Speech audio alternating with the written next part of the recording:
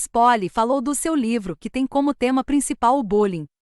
Ela explica que antigamente não se falava sobre isso, mas ele sempre existiu.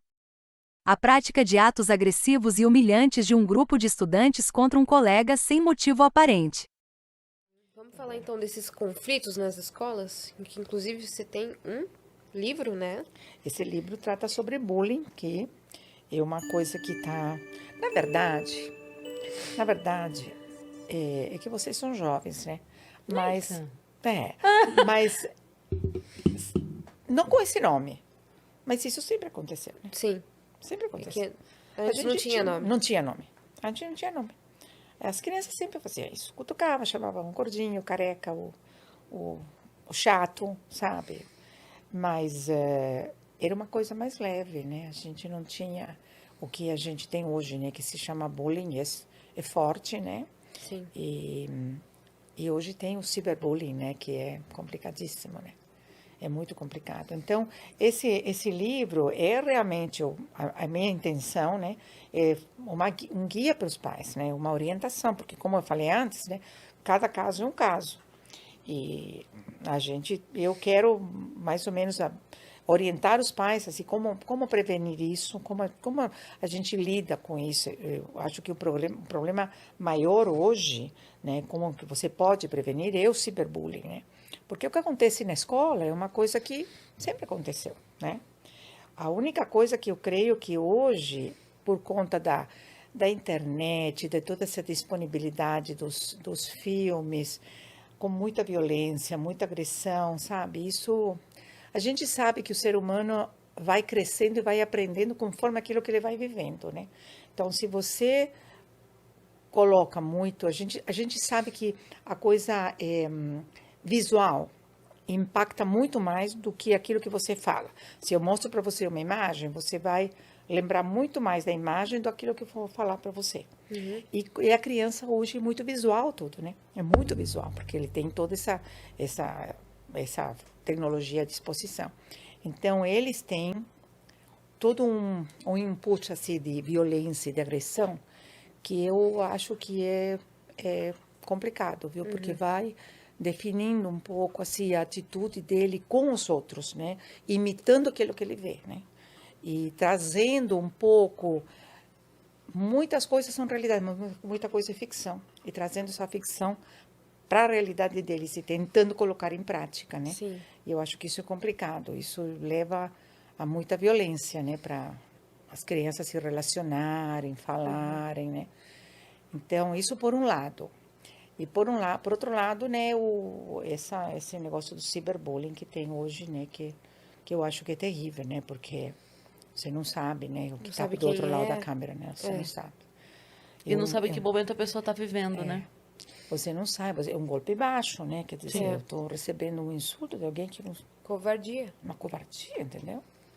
Isso não é só com as crianças, cuidado, não é só com as crianças, com adultos também, né? Sim, com todo mundo que trabalha nesse meio de internet também. E às vezes a pessoa não aguenta. Exatamente. Acaba tirando a própria vida. Por isso que tem tanto suicídio, gente. A gente tem ouvido, não sou eu que tenho ouvido, né? Histórias assim de relacionamentos online, via internet, que adolescentes que não se conhecem, é só via internet, via internet. E as crianças, um leva o outro para o suicídio. Gente, é uma coisa absurda isso aí. Sim. Sem se conhecer, sabe? Incitando, incentivando, estimulando para tirar a vida, sabe? Trabalhando com a autoestima da pessoa. É terrível isso. Tinha aquele jogo, acho que Baleia Azul. Nossa, era Baleia Azul. Porque tem crianças que estão tirando a vida, sabe? É uma coisa muito louca. É muito louco. Então, eu creio que é um problemão que a gente tem hoje em dia, sabe? Até mesmo algumas trendings lá do TikTok, né? Que nem aquela que a criança pulava e os dois, um de cada lado, chutavam a perna da criança. Lembra quando começou uma febre de todo mundo querer fazer esse desafio? Nas escolas, as pessoas estavam se machucando. Então... Então, a internet influencia muito no comportamento das escolas hoje. Essas crianças têm acesso a tudo isso. Então, eu acho muito complicado o pai não acompanhar os filhos, supervisionar. Sim. E porque... vai botar a culpa no autor do vídeo. Exatamente. Falar, você fica fazendo vídeo de tal coisa. Tudo bem, mas não é para a faixa etária do seu filho. Então, então, agora, se você não está perto do teu filho de qualquer idade está exposto a isso. Exato. Entendeu? Está exposto a isso. Então, essas crianças, a criança tem uma fase no desenvolvimento dela em que ele é fantasioso, ele cria coisas, mas quando você joga todas essas coisas de fantasia, eles acabam não sabendo muito bem o que é fantasia, o que é realidade. E eles acabam querendo reproduzir isso que eles veem na vida real. Então, a gente vê em casa isso aí, né? Sim. A gente vê em casa. Sim.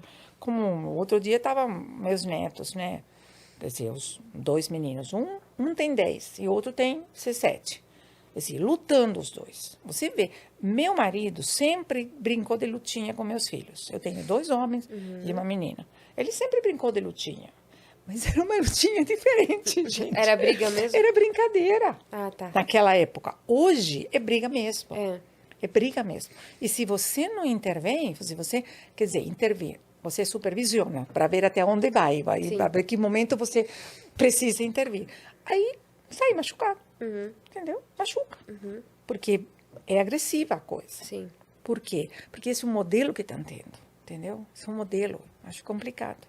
E tem uma coisa também que criança testa o limite do adulto. Sem dúvida. Por isso que a mesma criança tem comportamentos diferentes com cada adulto com quem ela convive. Sem dúvida. Você vai lá assim, mas com o pai ela não é assim. Sim, porque com o pai ela tem outro tipo de resposta, dependendo da atitude que ela tem. Exatamente. Mas com a avó ela folga. Sim, porque a avó, quando ela vai lá, deixa comer a sobremesa antes do almoço. Lógico. E é assim, a criança sabe, porque ela... às vezes a gente tem mania de tratar a criança como um mini adulto, né? Tipo assim, como se ele fosse menos, como se a criança fosse menos inteligente. Não, ela é uma criança inteligente, mas ela é inteligente. Então ela é ardilosa, sim, ela é perspicaz, claro que é. Então ela vai percebendo, opa, essa aqui deixa, aquela ali não deixa. Vou pedir pra quem? Vou pedir ali, vou pedir aqui? Sou idiota agora? Lógico. Então a criança vai sabendo onde que ela pode folgar. Mas né? isso desde pequenininho, é? Sim. Você não tem que esperar crescer, viu? Sim, Ele desde pequenininho. Sim. Se você descuida desde bebê. Porque ele sabe como você se aproxima dele, do bebê. Aos choros dele. Sim. Quem que responde, quem que não responde, como responde. Aquela história de... o bebê dá o tapa, sabe? Grava o vídeo. O bebê dá o tapa, Eu sempre falei disso pros pais. Quando eu dava aula, eu sempre falava na reunião. Falava assim, por que você não bate no teu pai hoje? Por que você não bate no teu pai hoje? Porque pensa bem, quando você tem 30 e poucos e seu pai tem 60, você dá um pau no seu pai se você quiser. Por que você não faz isso? É por respeito, não é por falta de força. Então, você não pode deixar... Aquele tapa não é engraçado. Porque aquele tapa, ele é bobo quando tem 1 ano, 2. Quando o moleque tiver 16, 17, se ele não aprender que aquilo é errado... Ele vai usar a força dele com 16, 17. Então, você ensina ali que não. Não se bate no pai e na mãe. Sim. Mas não importa, é um bebê. Importa. Importa, sim. Importa, porque o bebê... é um comportamento que você está aprovando. Exatamente. É um comportamento que você está aprovando. Você está aprovando. É a mesma coisa que quando uma criança, estou falando pequeno, fala um palavrão, sem saber o que é, porque ele ouviu, e então ele repete casa, mão, como ele repete qualquer outra coisa. E aí todo mundo dá risada. O que essa criança faz? Ela vai continuar repetindo esse palavrão. Sim. Entendeu? Então, por quê? Porque é um comportamento aprovado pelo adulto. Sim. Entendeu? Sim. Outra coisa, por exemplo, que eu falo para os pais. Porque meu filho bate. Tá. Adulto ensina a criança que não tem que bater batendo. Não pode bater. Só que você está batendo nele. Você está dando exemplo. Você está dando exemplo. Agora, meu pai pode bater e eu não posso. Eu tenho que buscar uma maneira de repreender o comportamento, de corrigir o comportamento, sem dar o exemplo errado. Sim. O exemplo é tudo mesmo, né? Claro. O exemplo é tudo. Eu já falei isso aqui algumas vezes. Eu tenho uma mecânica com a minha filha, que sempre fomos nós duas, né, em casa. Então, eu não tenho problema de que a minha filha entenda que o avisar onde ela está não é satisfação. É proteção e é cuidado. Você ter alguém que sabe de onde você saiu e onde você chegou, isso não é satisfação. Isso é cuidado. Só que, por que eu nunca tive problema em ela entender isso? Porque eu fazia. Eu saía pra fazer show, eu falava, avião decolando, pousei, cheguei no hotel, tô indo pro show, voltei do show. Então, ela sempre entendeu que aquilo é opa, como é bom você estar em paz, sabendo que aquela pessoa tá em segurança. Então, ela faz isso naturalmente hoje, sem que eu nunca precisei falar pra ela, me avisa! Você quer? Como você chegou no meu avisou? Nunca precisei, porque ela sempre entendeu que era um comportamento que faz parte. Em casa é a mesma coisa. Eu tenho 3 filhos, são adultos, todo mundo tem filho, e a gente viajou muito, até começar a pandemia a gente viajava muito. Ligava o tempo todo, tô saindo, tô no aeroporto, tô viajando, tô chegando, tô saindo. E eles, quando eles saem, por exemplo, eles estão em casa, estavam todo mundo almoçando em casa, cada um vai para sua casa, chega em casa, mãe, cheguei. Porque é um comportamento que você estabeleceu como família. E Como todo cuidado. mundo se cuida, Sim. todo mundo Sim. se cuida, sabe aonde está. Então, o exemplo é aquilo que você estabelece na tua família, Sim. como rotina, como relacionamento. E quando você faz isso, você vive isso, sabe, com amor, isso não é uma coisa ruim. Não é uma coisa, meu pai está me vigiando, Sim. entendeu? Não, Sim. é uma coisa de amor. Minha mãe quer saber onde eu estou, porque ela me ama. Ela Sim. quer saber, ela se preocupa comigo. Assim como meu filho quer saber onde eu estou, eu vim para aqui, eu vim falando com meu filho, tá? Sim. Eu estou chegando, eu já cheguei aqui, coloquei, chegamos, tudo, sabe? Sim. Então, ele sabe, quando você sair de lá, você me avisa.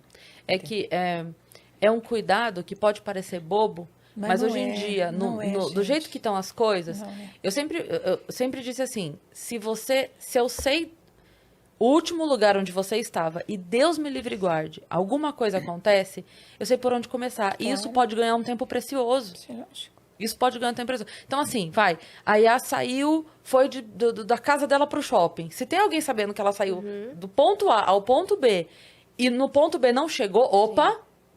Que se não souber, Opa, se eles não souberem, eles vão vir aqui. E aí você... Porque Exato. foi o último lugar exato. que eles souberam que eu estava, porque Exato. eu estou ao vivo. É. Entendeu? E aí aqui, ninguém sabe. Perderam tempo, já posso E, estar. e olha como são as coisas, né? Eu tenho isso com a minha filha. Aí, se eu volto pra minha época de escola, eu nunca matei aula. Não é que eu nunca tenha faltado à escola para passear. Mas o conceito de matar aula, eu nunca matei. Porque todas as vezes em que eu não entrei na aula, eu saía da escola. Ah, vamos matar aula hoje? Vamos. Eu parava na pracinha, ligava no trabalho da minha mãe, falava, mãe, estamos matando a aula. Hoje não tem nada importante, é matéria tal, não sei o que, estamos indo pro shopping. Porque toda vez a minha mãe sempre falava, me diz onde você está. Claro. Depois a gente resolve Depois se era pra você resolve. estar ou não. Depois eu a gente brigo. conversa. É isso, depois a gente resolve se era pra você estar ou não, o que vai ter que fazer, se você tá sendo irresponsável. Isso é outra conversa. Mas me fala onde você está. Então eu digo que eu nunca matei aula na vida, porque essa coisa de mentir pra minha mãe, eu nunca precisei fazer. Claro. Porque eu ligava, minha mãe falava, tá bom, não tem prova, não tem trabalho, tá tudo bem, você não tá com falta nessa matéria? Não, mãe, tá tudo em ordem, a gente já viu, estamos indo lá e tal, não sei o quê, então tá bom. Mas sabe quando você começa a desenvolver isso, quando você ensina teu filho a ter responsabilidade por suas coisas, entendeu? Então, o que estava junto com isso de você falar com a tua mãe? A tua responsabilidade. Por que tua mãe te perguntava? Você não está com falta de nota nessa matéria, você está isso, está outro. Então, ela sabia que você é responsável por tuas coisas. Sim. Então, essa responsabilidade é uma coisa que você tem que ensinar para teu filho, com o exemplo, com essa troca, desde pequenininho. Sim. Sabe? Mandar ele fazer certas coisas. Claro que é muito mais fácil você fazer. E mais rápido, e melhor feito. Mas ele tem que aprender. Com certeza. Então, por exemplo, ensina teu filho a escovar os dentes. Estou falando de uma coisa boba, né? Ah, mas eu faço mais rápido, não tenho tempo. Mas ele precisa aprender. Entendeu? Então, dá mais trabalho? Dá mais trabalho. Mas você cria nessa criança um hábito, sabe? De um relacionamento e uma responsabilidade Sim. com suas coisas. Uma Isso vai independência. acompanhar. Sim. Claro. Meu primeiro livro se chama Filhos Autônomos, Filhos Felizes. Maravilhoso. Entendeu? Porque você desenvolver essa autonomia, entendeu? É fundamental para você educar esse ser humano que um dia tem que se virar sozinho. Sim, a Entendeu? gente estava assistindo agora antes de você chegar alguns trechos de episódios e a gente viu um em que a criança já tinha 2 anos e meio, né? E ainda dormia na cama dos pais. Mamava ainda. no peito e ainda tava dormindo na cama com os pais. E aí, quando ela dormia na própria caminha dela, a mãe sentia falta, Brigava sentia com o pai. saudade. Claro. E ia lá e pegava a filha. E aí falava, minha filha não dorme não sozinha. desmama nunca, não dorme sozinha. É. Claro, você tá levando sua filha. O problema nasce nos pais. Nos pais. Sempre creio nos pais. Você já lidou com um pai narcisista? Sim.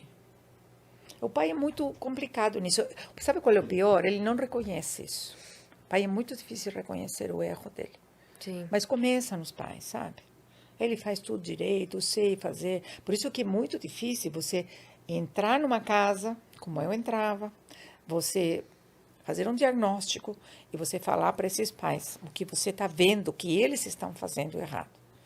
Tem um problema Você com a falou criança? isso pra mãe. Tem uma hora que a mãe fala assim, eu acho que é um erro meu. Você fala, eu tenho certeza que é um erro seu. A gente tava adorando. Aí ela falou, yes, mãe, Nani, super Nani. A gente tava aqui assim.